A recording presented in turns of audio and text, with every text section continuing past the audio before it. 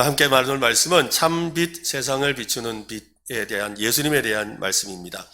크리스마스 시즌이 다가오면 가장 먼저 등장하는 것은 거리마다 반짝이는 전등 불빛입니다. 나무마다 걸린 이 꼬마 전구는 마치 세상이 수많은 별에 쌓여 있는 것처럼 보이게 합니다. 그 장식들은 단순한 아름다움을 넘어서 어둠을 밝히는 빛의 상징적인 의미를 담고 있지요. 어두운 공간에서는 무엇을 하든 불을 먼저 켜야 되죠. 그래서 집에 들어가면 제일 먼저 뭐 합니까? 불부터 켜잖아요. 그죠? 빛이 없으면 아무것도 보이지 않고 아무것도 할 수가 없습니다. 크리스마스가 담고 있는 영적인 진리는 빛의 중요성과 연결되어 있습니다. 예수님께서 우리에게 빛이 되어주지 않으면 영적인 어둠 속에서 길을 찾을 수가 없는 것입니다. 마태복음은 이사야 말씀을 인용해서 흑암에 있는 백성이 큰 빛을 보았고 사망과 그들의 앉은 자들에게 빛이 비치었다라고 말씀합니다. 요한복음은 그 큰 빛을 그 빛이 바로 예수 그리스도다라고 소개하죠. 오늘 본문 9절과 10절인데요. 같이 한번 읽어보겠습니다. 참 빛 곧 세상에 와서 각 사람에게 비추는 빛이 있었나니 그가 세상에 계셨으며 세상은 그로 말미암아 지은 바 되었으되 세상이 그를 알지 못하였고, 예수님이 유대 베들레헴에 태어나셨을 때에 밤새 양떼를 치던 목자들에게 천사가 나타나서 기쁜 소식을 주었습니다. 주의 사자가 곁에 서고 주의 영광이 그들을 두루 비추매 크게 무서워했다라고 합니다. 그 빛은 태양빛이나 전등 불빛과 같은 그런 물리적인 빛이 아닙니다. 하나님의 영광을 나타내는 영적인 빛이었습니다. 우리 흔히들 그 중세시대에 그렸던 많은 이 그림들을 보면 성화들이 있죠. 예수님과 성인들을 그려놓은 이 성화를 보면 예수님의 그 얼굴 뒤로 이렇게 빛이 있는, 동그란 빛이 있는 것을 보지 않습니까? 그것을 히브리 말로 쉐키나라고 합니다. 영광의 빛이라는 것입니다. 그것이 바로 영적인 빛입니다. 물리적인 빛은 어둠을 밝히는데 유익하지만 영혼을 구원하지는 못합니다. 예수님의 빛은 어둠을 물리치고 구원과 생명을 주는 유일한 참 빛입니다. 성냥불이나 촛불같이 작은 빛이라도 어둠을 이깁니다. 그런데 예수님은 그런 빛과 차원이 다른 영적인 어둠을 밝히는 큰 빛이고 또한 참 빛임을 믿으시기를 바랍니다. 우리는 바로 그 예수님의 그 빛 때문에 어둠에서 해방되어 빛의 자녀가 되었습니다. 이것을 확신하시기를 바랍니다. 프랑스화가 조르드 드 라루트라는 분이 있습니다. 그가 그린 이 작품 중에 목동들의 경배라는 작품이 있는데요. 빛이신 예수님을 상징적으로 보여주는 그림입니다. 누가복음 2장을 배경으로 밤중에 들에서 양을 치던 그 목자들이 천사의 음성을 듣고 탄생하신 아기 예수님을 경배하러 갔던 장면을 그린 그림입니다. 그림의 가장 오른쪽에 늙은 요셉이 구부리고 앉아서 어둠 속에서 오른손을 어둠을 밝히는 양초를 가리고 있지요. 또 왼손으로는 그 촛불을 들고서 있고 왼손으로 그 촛불을 가리고 있습니다. 손가락 사이로 비치는 양초 불빛에 시선이 닿으면 그 눈길은 차근차근 순서대로 그 강한 음영이 대비되면서 아래에 있는 아기의 얼굴을 지나서 인물들을 하나하나 주시하도록 그렇게 의도되어 있었습니다. 촛불이 비추고 있는 것은 누워있는 아기 예수님이지요. 가장 그래서 밝게 그려져 있습니다. 가만히 살펴보면 이 촛불이 예수님을 비추고 있는 것이 아니라 세상에 비치신 예수님이 둘러싼 무리를 비추고 있다는 것이 느껴지죠. 사실 촛불보다 더 예수님이 밝아 보이니까요. 그렇습니다.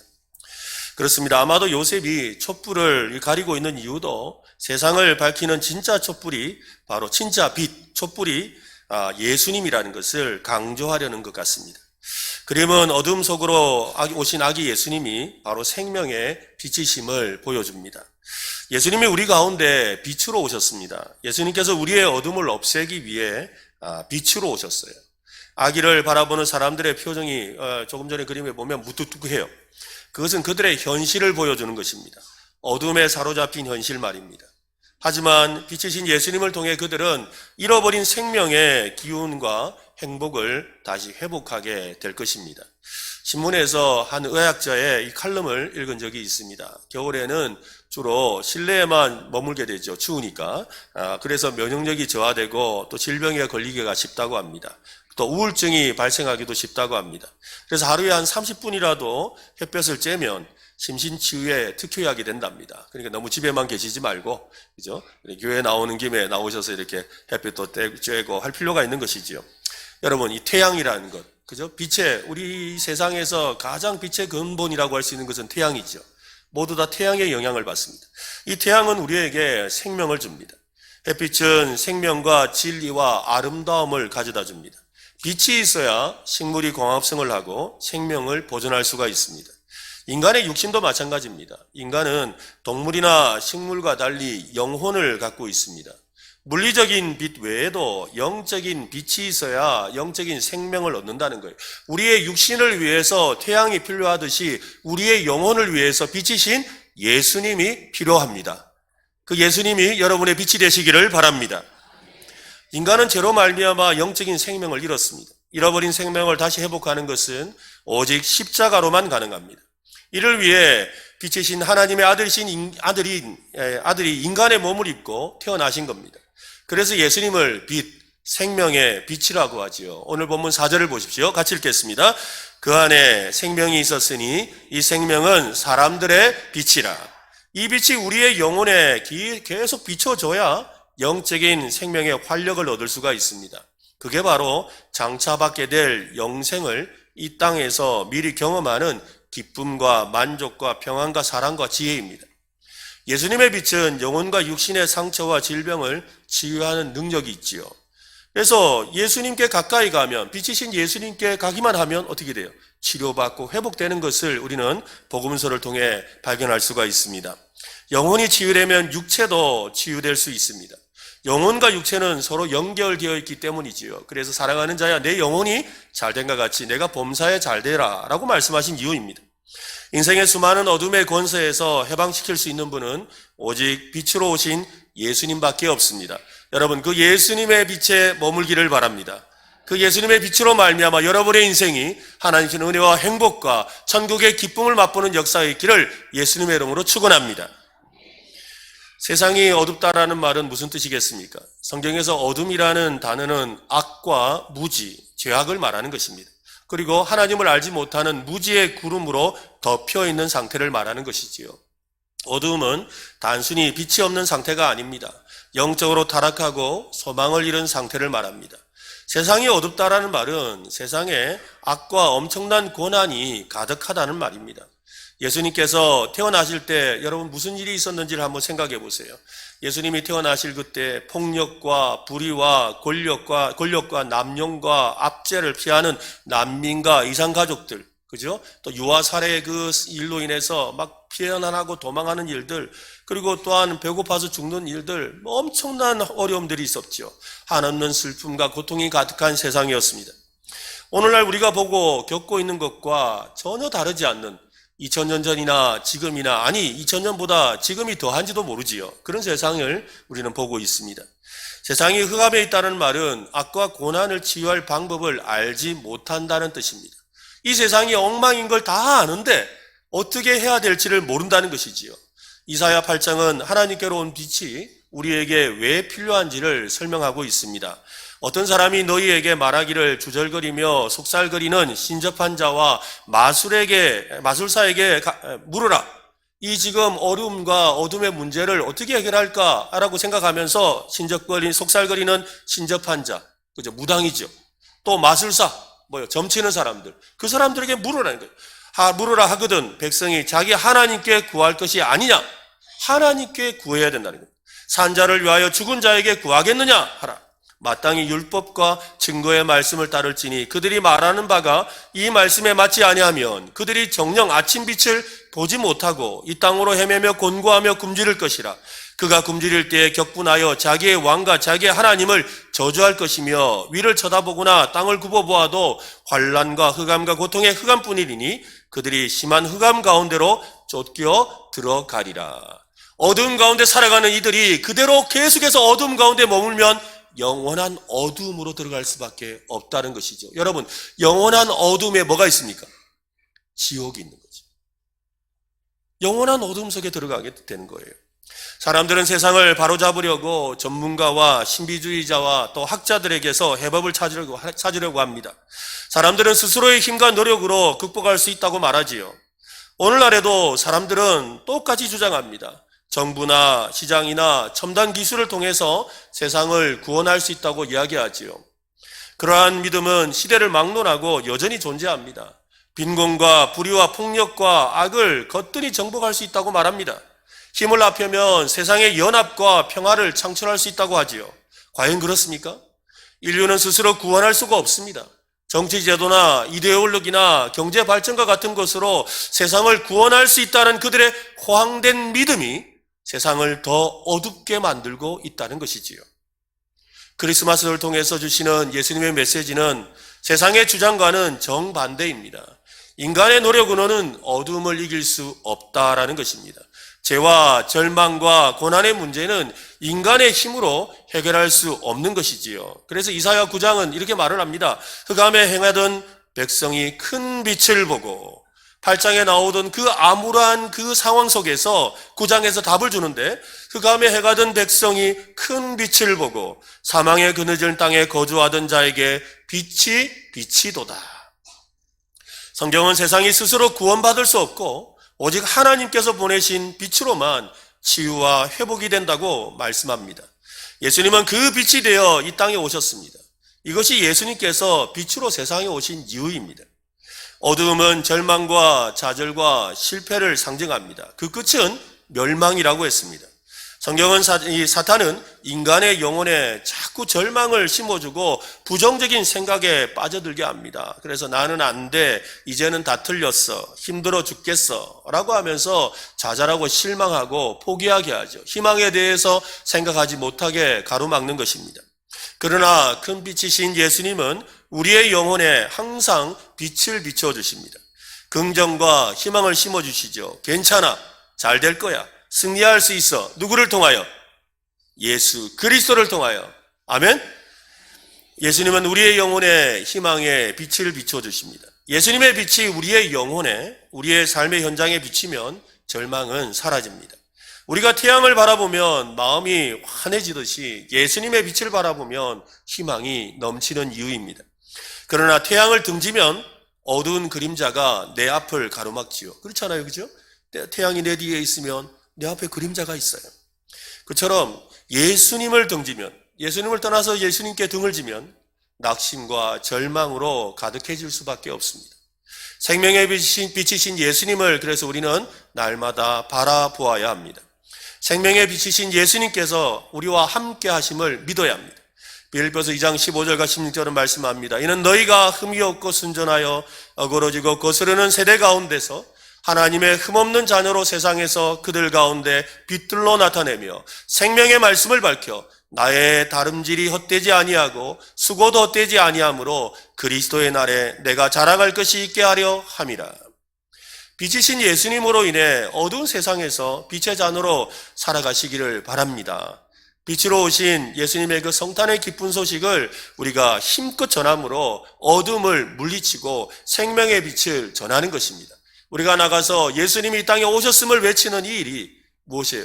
빛이 이 땅에 오셨음을 말하는 것이고, 그래서 어둠을 밝히는 것이지요. 그래서 여러분, 이 성탄의 크리스마스 트리, 또 성탄의 여러 가지 불을 밝히고 초를 밝히는 일은 교회에서 시작되었어요. 그래서 어두운 세상을 빛으로 밝히겠다라는 그런 간절함에서 시작된 것이지요. 여러분, 적어도 우리가 우리의 입술로 말하지 못한다 할지라도 우리의 삶을 통해서 예수의 빛을 전할 수 있기를 간절히 바랍니다. 전조등에 문제가 생긴 채로 이 가로등 하나 없는 이 길을 운전한다는 것은 너무나 무모하고 위험한 일이지요. 그처럼 빛이 없으면 영적 어둠 속에서 어디로 가야 할지 몰라 방황하게 됩니다. 빛은 참된 진리입니다. 빛은 우리에게 진리를 비춰줍니다. 전등이나 플래시로, 그죠? 앞을 비추면서 사물이 보이게 되고 또 앞으로 나아갈 길이 보이게 되는 것처럼 말입니다. 성경에서 빛이신 하나님이 모든 진리의 근원이라고 말씀하시는 이유가 여기에 있는 겁니다. 요한일서 5장 1장 5절로 6절에 보면 우리가 그에게서 듣고 너희에게 전한 소식은 이것이니 곧 하나님은 빛이시라. 그에게는 어둠이 조금도 없으시다는 것이니라. 만일 우리가 하나님과 사귐이 있다 하고 어둠에 행하면 거짓을 말하고 진리를 행하지 아니함이거니와. 성경은 예수님을 세상에 오신 하나님의 빛이라고 합니다. 새 생명을 가져서 우리의 영적인 죽음을 몰아내기 위해서 오신 하나님의 빛이십니다. 우리를 밝혀 우리의 눈먼 영혼을 치유하시고 광명의 빛을 보게 하시는 하나님의 빛이십니다. 진리의 빛이신 예수님과 함께하지 않는다면 누구도 이 사망의 그늘을 통과할 수가 없는 것이지요. 여러분, 이 세상이 어둡고 캄캄한 이 세상을 우리가 통과하기 위해서는 진리의 말씀, 진리의 빛이신 예수 그리스도를 의지해야 합니다.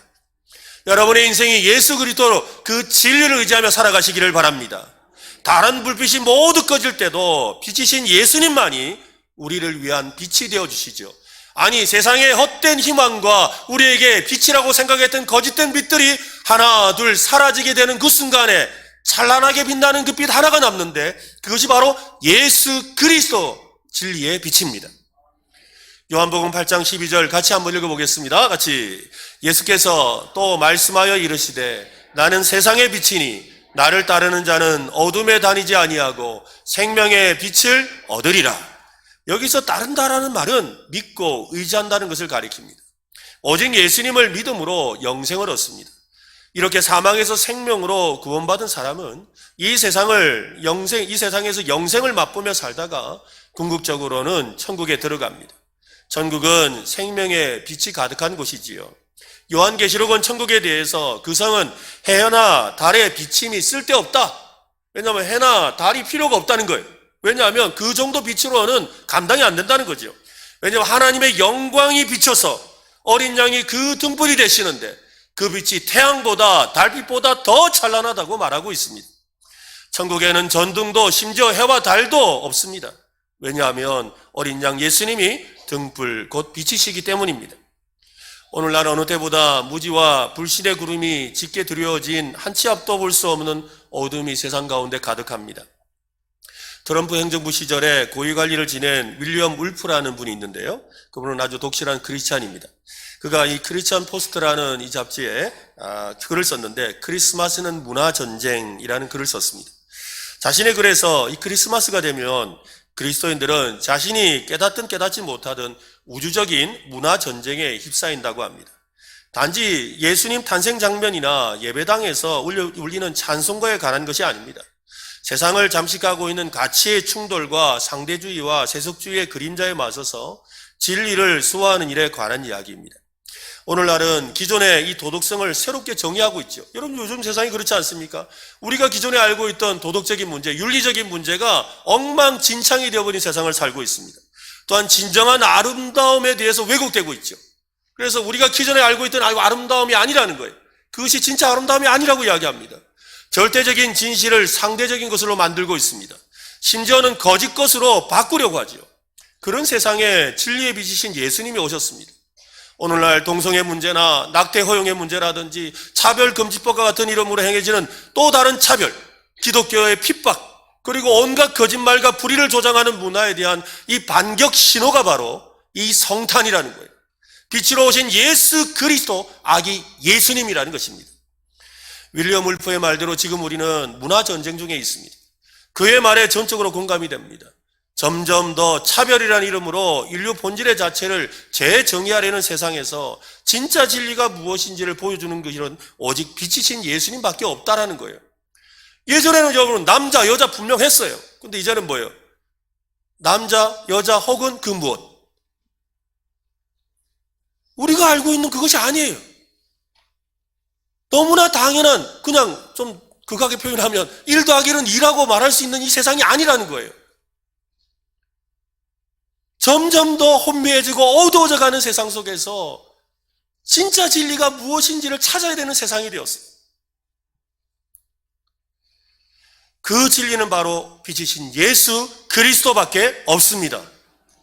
세상의 지혜나 권세와 능력이 아니라 희생적인 사랑으로 승리하는 왕이신 예수님께 있습니다. 구유의 눈아기는 십자가에 못 박힌 그리스도가 되셨지만 무덤에 남아있지 않으셨습니다. 부활은 어둠이 어떻게 사라지고 빛이 세상을 어떻게 이기는지를 보여주는 사건이죠.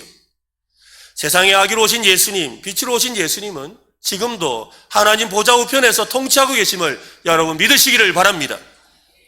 영국에 레클 경이 있는데요. 이분이 해마다 크리스마스 때가 되면 오늘 우리 찬양대가 참 은혜롭고 아주 정말 마음에 감동을 주는 또 하나님 영광 받으실 만한 찬양을 했는데요. 크리스마스 때가 되면 항상 핸델의 메시아를 연주하곤 했습니다. 한 번은 메시아 오라토리오 중에서 절정이라고 볼 수 있는 할렐루야 합창 뒤에 나오는 이 소프라노 아리아 내주는 살아계시고를 이 소프라노 가수가 부르는 부분이 있습니다. 그날 이 정확한 음정과 박자, 아름다운 음색과 또 감정 표현 그리고 아주 적절한 호흡을 하면서 완벽하게 그 노래를 소화해내고 있었습니다. 청중들은 그 목소리를 들으면서 야 진짜 잘한다. 어떻게 저렇게 노래를 잘하나 하면서 막 감동을 받고 있었어요. 근데 갑자기 지휘하던 이 레클 경이 탕탕 이러면서 연주를 멈추게 했어요. 노래 부르던 사람은 말할 것도 없고 오케스트라 다룬도 놀래가지고 다 쳐다보고 심지어 관중들까지 놀라며 의심스러운 눈치로 쳐다보았습니다. 그때 이 지휘자가 말하죠. 소프라노 가수에게 당신은 정말 내 주가 살아계신 것을 믿습니까? 라고 물었어요. 그 지휘하다가 멈춰놓고는 당신은 정말 내 주가 살아계심을 믿습니까? 라고 물었다는 거예요. 그러자 엉겁결에 그 말을 들으니까 이 가수가 예 이러고 말았어요. 그러면 다시 부르세요. 그리고 다시 연주를 시작했습니다. 소프라노 가수는 이전에는 음정, 음색, 호흡, 박자, 감정 이런 걸 막 생각했는데 지금은 그런 거 생각할 겨를이 없는 거예요. 왜냐하면 내가 믿는 살아계신 예수 그리스도만 생각해야 되니까요. 하나님의 보좌 우편에 계신 주님만을 바라보며 노래를 불렀습니다. 내 주는 살아계시고 라고 노래를 듣던 그 많은 청중이 너무너무 감격스러워서 그전에는 참 잘한다고 했는데 아무도 그런 소리를 하지 않고 그냥 눈물을 주르르 흘리는 거죠. 꽃 같은 사람이 똑같은 노래를 불러도 확신하고 부르는 노래가 이처럼 감동을 주는 것입니다. 크리스마스 성탄절은 세상에 나가서 빛으로 오신 예수님을 전하는 날입니다. 오늘 우리는 세상으로 나가서 만나는 사람들에게 누구나 그죠? 메리 크리스마스, 메리 크리스마스라고 말하잖아요. 여러분 진짜 메리 크리스마스입니까? 정말 그것을 확신하십니까? 메리 크리스마스. 예수님께서 당신을 위해 오셨습니다. 이 외침이 우리의 진심이 되고 전심이 되고 온전한 믿음으로 외칠 수 있기를 바랍니다. 이것을 외치는 날이 바로 성탄절입니다. 크리스마스입니다. 오늘 그 외침을 힘있게 할 수 있는 나가서 만나는 사람마다 힘차게 외칠 수 있기를 바랍니다. 그런 마음으로 한번 연습하시죠. 메리 크리스마스. 옆 사람에게도 한 번 더 메리 크리스마스. 이 세상이 다 듣도록 메리 크리스마스. 이 땅에 오신 주님께 감사의 영광의 박수 한번 올려드리겠습니다.